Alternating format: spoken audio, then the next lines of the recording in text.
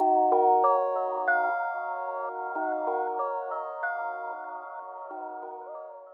everybody, so today I felt like showing you a little inside look on how I edit my photos in Photoshop. So just a quick little disclaimer, I am not a professional, I'm not claiming to be a professional, I am simply building my skills as a photographer still, and I feel like I really enjoy my editing style as of right now. It has changed throughout the years, and I have started to do a certain style that I tend to lean towards more often when I'm editing now, but then again it also changes depending on what I am editing. I have been using Photoshop for around 5 years now, maybe a little more, but I didn't start, I wouldn't say professionally, but in a way it is sort of professional, but I didn't start professionally editing my photos until I started college last year, and I am in my second year of college. It's also my final year. Anyways, I didn't start professionally editing my portraits properly, I guess, until last year, because part of my photography program is we have a class in image editing and they teach us skills on how to edit professionally.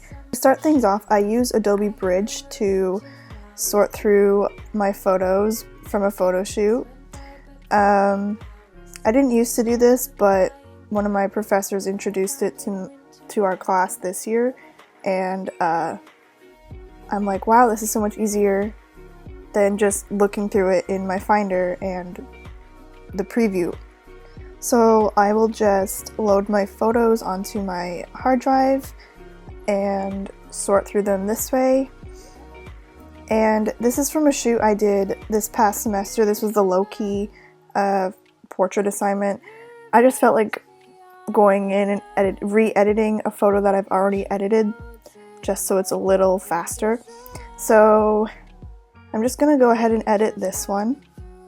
So I'm just going to double click on that, and it's going to open it in Photoshop in Adobe Camera Raw. Now this is a window that pops up every time you double click on a photo that you've shot in RAW, and the good thing about this is it can help you make adjustments to your photo, but like minor adjustments. So say the photo, I want it to be a little brighter, I can just increase the exposure like so and it brightens it, or I can deepen it or darken it, I should say, and it's just minor changes like that, and then you can play around with contrast, highlights, shadows, all that jazz.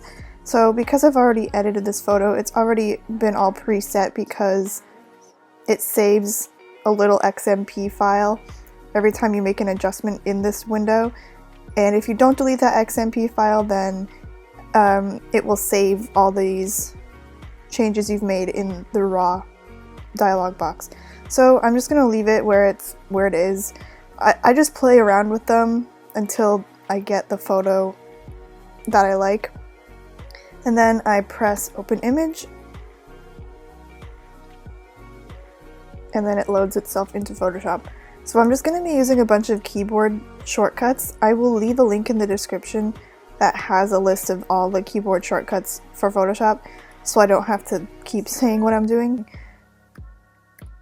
Okay, so to start off, I always like to duplicate my layer because you should never really work on a locked background layer, just in case you make any direct changes. Say you like start clone stamping and you're on the background layer that's locked, and then you keep making layers and changes and all that, and then you realize you want to go back to your original image. You can't do that because you've worked on your background layer that's locked. So I always duplicate the layer just so I can go back to the original if I ever need to. Next, I will normally add a curve to my image, and I always make a little S curve. I think most people tend to do this when they're editing and putting a curve on, so I just drag the middle up a little bit, and then I go up here, drag that up a little bit, and then I drag that down a little bit. And I find adding a curve to any photo just really makes it pop a lot, as you can see. And then I like to go in selective color, and I don't really play around with these that much unless there is like a very prominent color within the photo that I want to maybe play around with. I normally just stick to whites, neutrals, and blacks. So I'll go to the whites, and again, just like in the Camera Raw settings, I will just play around with the sliders to see what it would look like. And for this particular photo, I think I'm gonna increase the whites just a little bit on the face. And now recently, I don't know if I will do it with this one, but recently I have been dragging the yellow slider in the whites to the left, and this just makes the whites more blue, as you can see. And I just like the look of that. I don't know, it's just something I've just started to do. Don't know why. It's just a personal preference. If you don't like it, please don't leave a mean comment. It's just a personal preference. But I don't think I'm going to do it for this photo because I like how it looked before. But that's just something I've started to do. I don't think I'll do it for every shoot. It just depends on what I am editing at the time. So then I'll go down to neutrals and play around with that. Normally I'll make them a little deeper, but I think for this one I'm going to brighten them just a little bit since the rest of the setting and her clothing are dark. It's going to brighten it up a little bit. And also what I've been doing recently is playing with the yellow and magenta sliders in the neutrals, and I've been dragging those, I've been dragging the yellow to the left just to give the neutrals a cool tone, and then also the magenta to the right to give it a more magenta tone. And it's just something that I've started to do for some reason. I don't know why, but I just think it gives the image a more creative feel and look to it, and it's just kind of, I guess, part of my establishing style. So I think I'm going to leave it on this for now because I quite like how that looks, but that's just me. I might not. No, I'm going to leave it. I just like how different it looks. And then for blacks, I normally like just do +1 or +2 because I find increasing the blacks kind of makes it look like you put that fade filter on it in Instagram, if you know what I mean, or on like ViscoCam. So unless you have really, really harsh blacks, I wouldn't really increase it.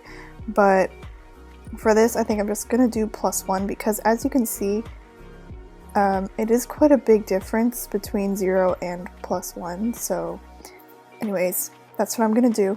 So as you can see, I've just completely changed the whole look of this photo just by playing with the selective color, and I don't know about you, but I really like how this looks as opposed to that, but that's just a personal preference again.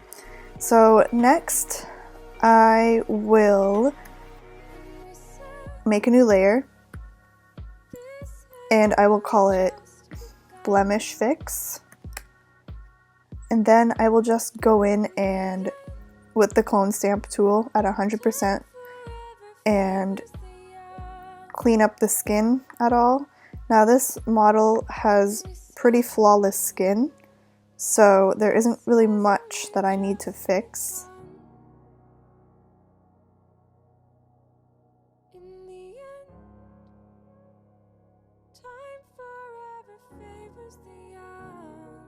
Okay, now I'm also going to smooth out the skin. So to do this, I do Command-Option-Shift-E, and this just merges all of the layers below it and puts it on a single layer like this.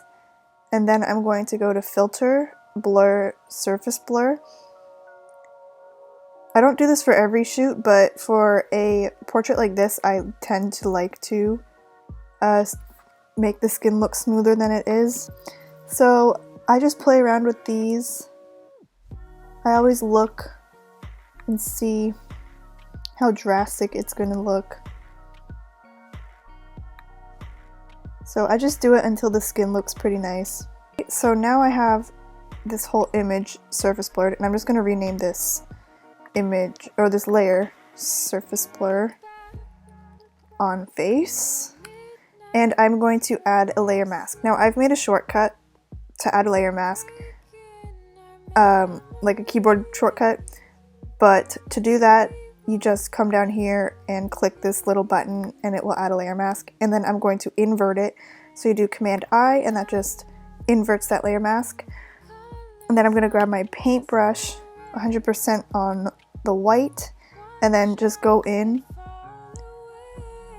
and paint just on the face and the skin. And this just helps me pinpoint areas that I want to be smooth, if that makes sense. I don't really know. So it's just a minor change in the skin texture, but I think it really helps. And then next, depending on the model and the makeup, sometimes I will just clean up the lips. So I'm going to do that a little bit. So clean up lipstick, and I will just go in with the clone stamp again with a really small brush, and then just kind of clean up that lip area.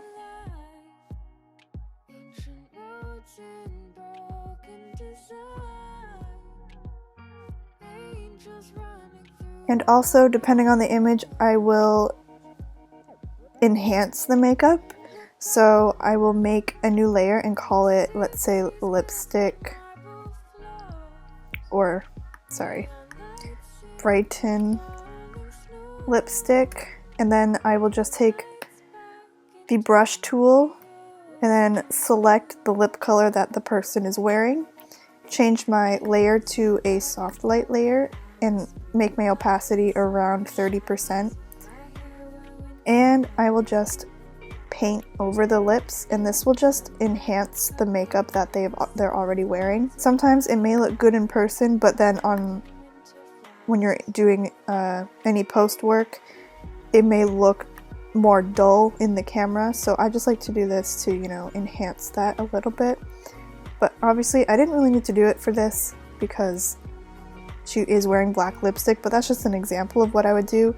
And if the model's wearing any eyeshadow or eyeliner, I'm not going to do it for this one because I don't really care for this one. But if they're wearing noticeable eyeshadow or something, I will also do the exact same thing as I did with the lips to the eyes, just to enhance that makeup as well.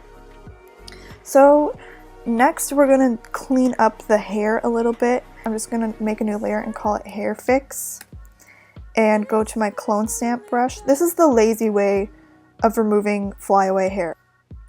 So you can zoom in and pinpoint the exact hairs as you like that you want to remove, but because I'm lazy, I just like to have my photo, it's regular size, so I do Command 0 and it will fit your screen or whatever, and then I'll do clone stamp, make my brush fairly big, and then just select the outside background and then just go around the head and just quickly clean up any annoying flyaways.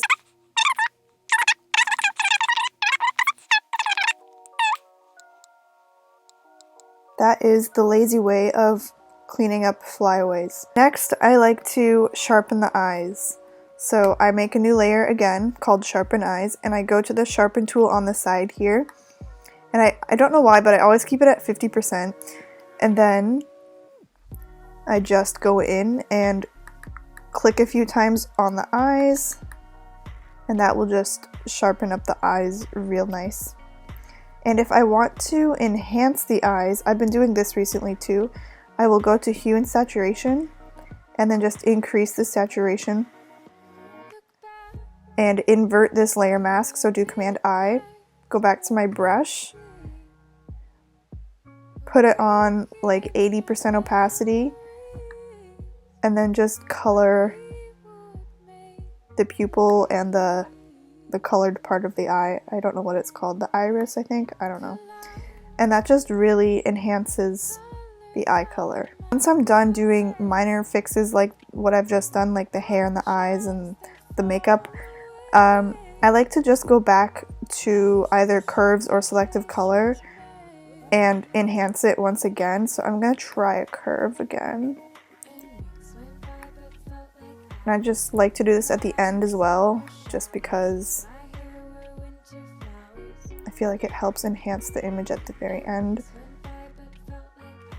So that helped a little, and then I'm going to go back to selective color and then just play around with the yellow slider again, make it more cool toned, and maybe a little more magenta.